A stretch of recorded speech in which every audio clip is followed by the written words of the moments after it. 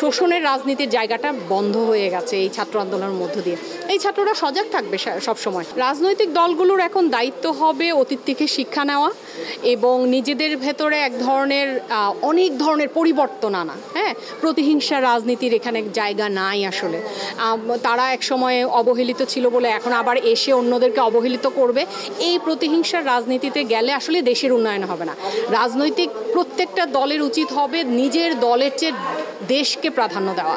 এটা তারা মুখের বুলি হিসেবে ব্যবহার করে কিন্তু মননে ধারণ করে না। বিষয়টা কি? বিষয়টা হচ্ছে রাষ্ট্র সংস্কার চাই, রাজনৈতিক সংস্কার চাই এবং দেশ গঠন।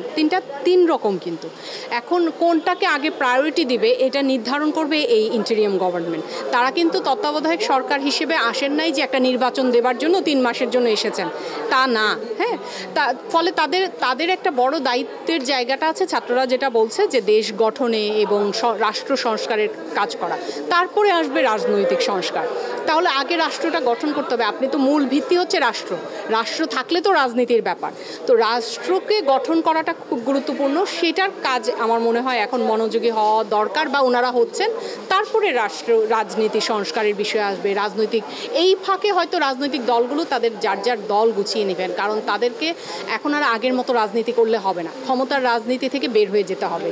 এই মানে এক ধরনের ক্ষমতায় গেলাম, হ্যাঁ, নির্বাচনে জিতলাম, তারপরে নিজেরা অথরিটেটিভ হয়ে উঠলাম, অন্যদেরকে একেবারেই কর্নার করে ফেললাম। এই রাজনীতি, শোষণের রাজনীতির জায়গাটা বন্ধ হয়ে গেছে এই ছাত্র আন্দোলনের মধ্য দিয়ে। এই ছাত্ররা সজাগ থাকবে সবসময়। ফলে যেই দলেই সরকার গঠন করুক তাদেরকে অনেক সচেতনভাবে সরকার পরিচালনা করতে হবে, রাষ্ট্র পরিচালনা করতে হবে। এই জন্য যেই পরিমাণ রাজনৈতিক পলিটিক্যাল ম্যাচুরিটি দরকার পলিটিক্যাল পার্টিসগুলোর, আমার মনে হয় it's a good time to do that. এখন যে সিচুয়েশনটা, এই সিচুয়েশনে তাদের এই নির্বাচনের যে বিষয়গুলো তুলছে, তো এটার উপর নির্ভর করে আপনি তাদের উদ্দেশ্যে যদি কিছু বলতেন। কাদের? রাজনৈতিক দলগুলোর উদ্দেশ্যে। রাজনৈতিক দলগুলোর এখন দায়িত্ব হবে অতীত থেকে শিক্ষা নেওয়া এবং নিজেদের ভেতরে এক ধরনের অনেক ধরনের পরিবর্তন আনা। হ্যাঁ, প্রতিহিংসা রাজনীতির এখানে জায়গা নাই আসলে। তারা এক সময় অবহেলিত ছিল বলে এখন আবার এসে অন্যদেরকে অবহেলিত করবে। এই প্রতিহিংসার রাজনীতিতে গেলে আসলে দেশের উন্নয়ন হবে না। রাজনৈতিক প্রত্যেকটা দলের উচিত হবে নিজের দলের চেয়ে দেশকে প্রাধান্য দেওয়া। এটা তারা মুখের বুলি হিসেবে ব্যবহার করে কিন্তু মননে ধারণ করে না।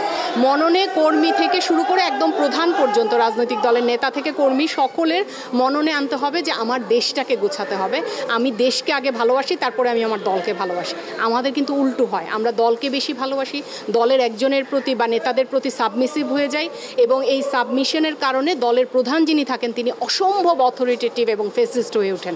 এই জায়গাগুলো কর্মীদেরকে বুঝতে হবে, ছাত্র জনতাকে বুঝতে হবে। যতদিন পর্যন্ত এই জায়গাগুলো তৈরি না হবে যে না আমি টেকেন ফর গ্র্যান্টেড কর্মী হব না, আমি আমার দলের যে প্রধান তিনি যতটা গুরুত্বপূর্ণভাবে দেশকে পরিচালনা করবে তখনই কেবল সম্ভব আমার পক্ষে তার পক্ষ হয়ে থাকা বা তার পক্ষে কাজ করা। ততদিন পর্যন্ত করব, নাইলে করব না।